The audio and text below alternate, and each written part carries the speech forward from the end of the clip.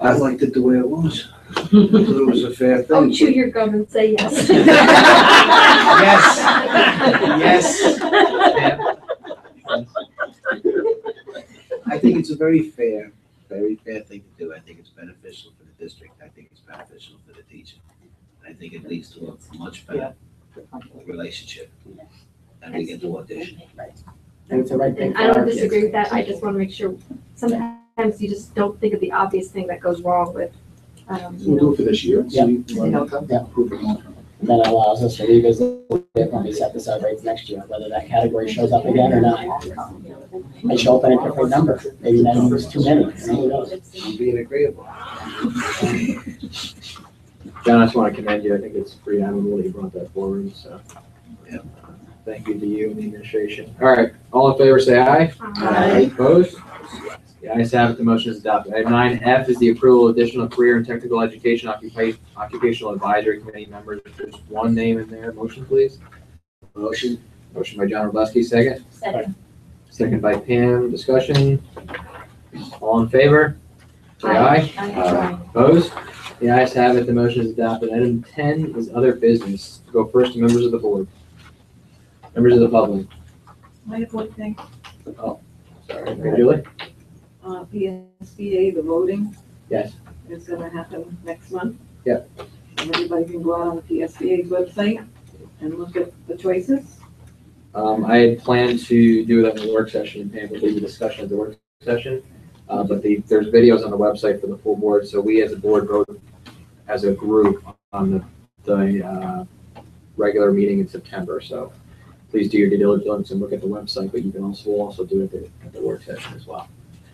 Sorry. I don't know if any of you were able to attend the American Epidemic movie that was presented in Milford, beginning of August. But it was incredibly well done, and it was very, very frightening. It's a really scary thing, and I don't think it's anything that, it's a problem that is affecting every single school district in this country. And I think we have to step up.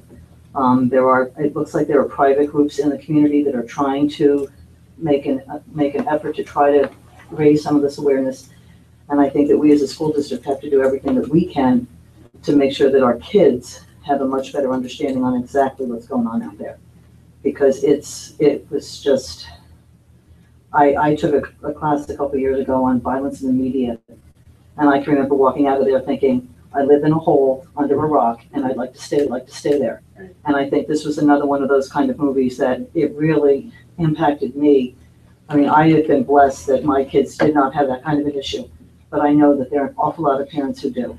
Tell me what, I didn't see the film, I think I know what you're talking about. It's about heroin addiction. Yeah, okay. And you know, the way these kids are getting the drugs and the effect that it's having on their lives, and the fact that the drug addiction is leading to all kinds of other things.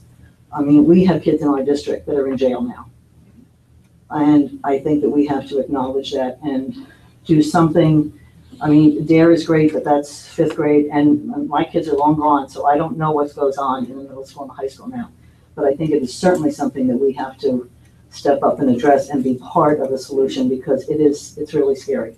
And we do, It's really scary. besides DARE and 5th, we have 7th grade, 9th grade, 11th grade, and in the high school, Mark Moga hit some really hard regarding the drugs. Hit some really, really hard, and Mark has a copy of the video. Right. We were able to get a copy of the video.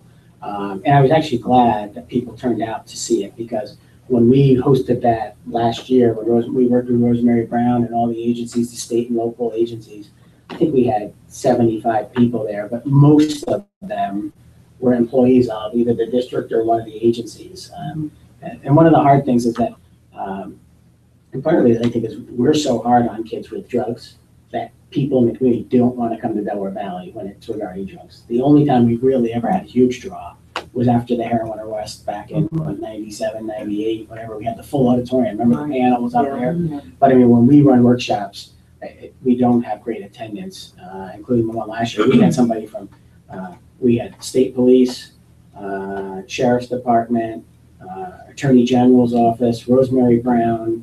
I mean, we had a wealth of people. It was really quite a panel. So it's nice to see the community starting to do some things because I think people are more receptive to go to the Milford Theater Mhm. and learn about it than they are to come into a school setting, you know? What was really interesting about the audience that was there was many elderly couples that were there. And I spent a lot of time thinking about why these people would be in the audience, and it dawned on me, it's The family, grandkids, it's the grandparents who are involved and their grandchildren are in trouble, and but that was the most surprising to me, is there were couples that were in their 70s sitting in the audience, and it was just really tough.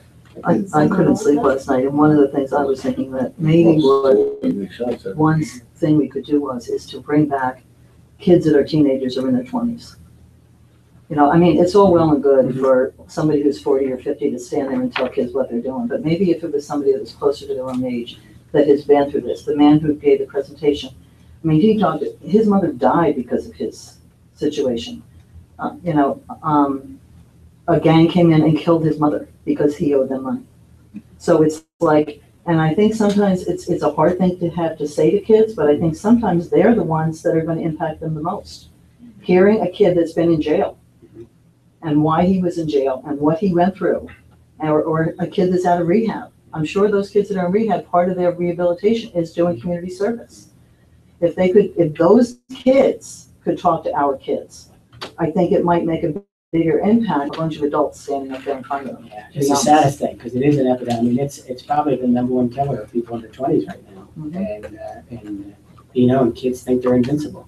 I went to the reality program. I went to see how it was, because I've been involved in this for quite a few years. This problem, I'm not gonna say it's always existed, but this problem existed as much in the late 1960s, and early 1970s Oh, yeah. as it did today. In the 80s, it was a different Right. drug. In the 90s, it was a different drug. Right.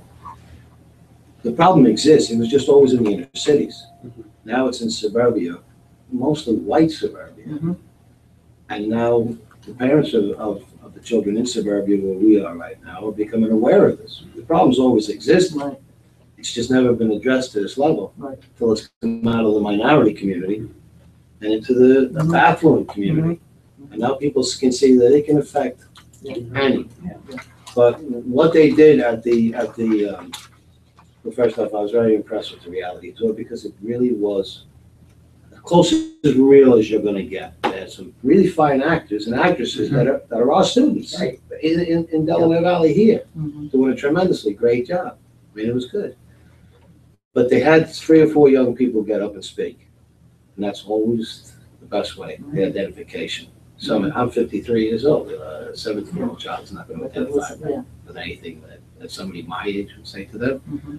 But a younger person, it works. But I agree with you. It's got to be hit from multi areas. Mhm. One area is not enough. But there are a lot of great programs out there. The county runs one.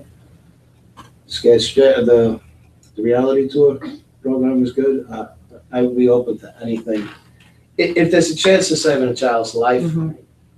I would be open to it. And the next reality tour is coming down the pipe because all our 5th, 6th, 7th, and 8th graders in the district will get a letter about the next reality tour in their first day home packets.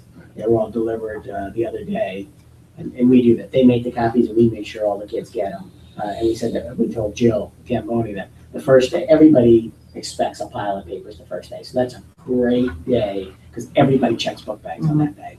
And I know we're doing a great job. I have a 6-year-old daughter that's going into 1st grade now, was in kindergarten here, and one's going into 4th grade, a 9-year-old. And they already know all about the drugs, so they're taught here in the health classes and things like that. So we're doing a great job. Mhm. And that always has been a case Right. throughout. Teach the youth Right.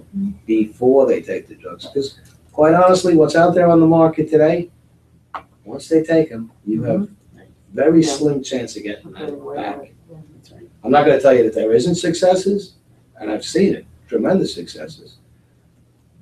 But it doesn't, the odds are, it's gonna be a failure. Well, the heroin is the cheapest drug in this country now. And it's very accessible from any tri-state area that you can get to it.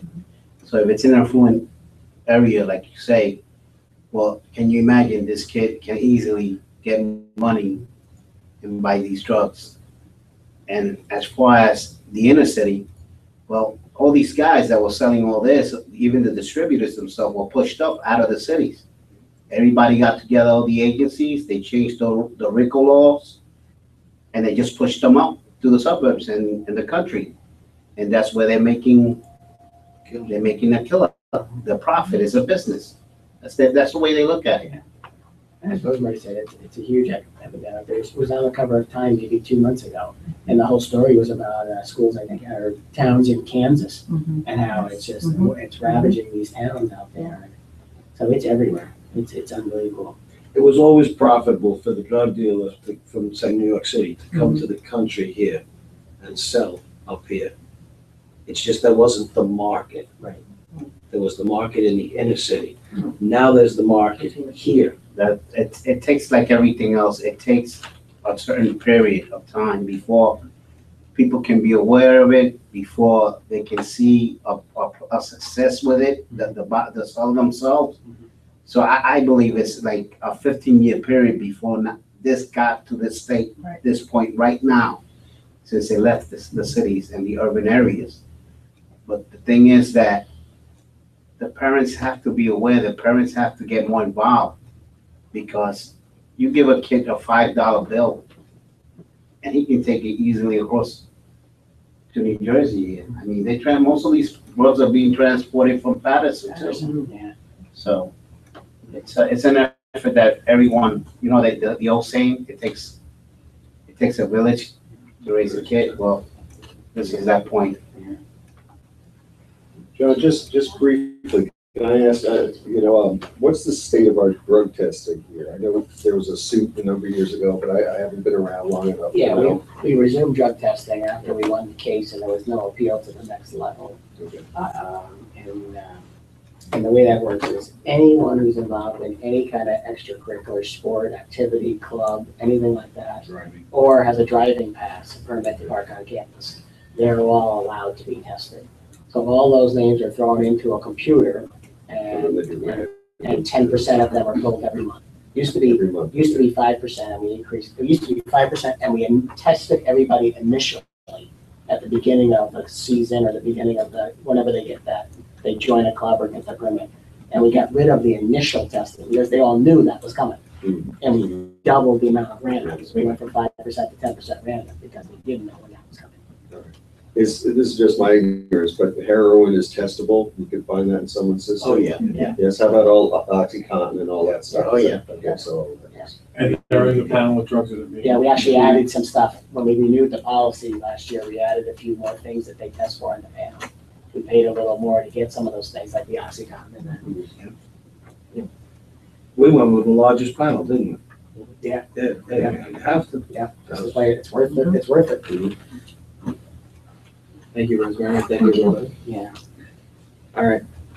Item 11, I will move to announcements then. We have 2 meetings in September. One is a work session on September 10th at 7 o'clock here in the administrative offices. And then we have a voting meeting on the 17th at 7 o'clock also here in the administrative offices. With that, I will take a motion to adjourn. So moved. Moved by Brian, second. Second. Second by Jack. All in favor? Aye. All right. We said we're gonna-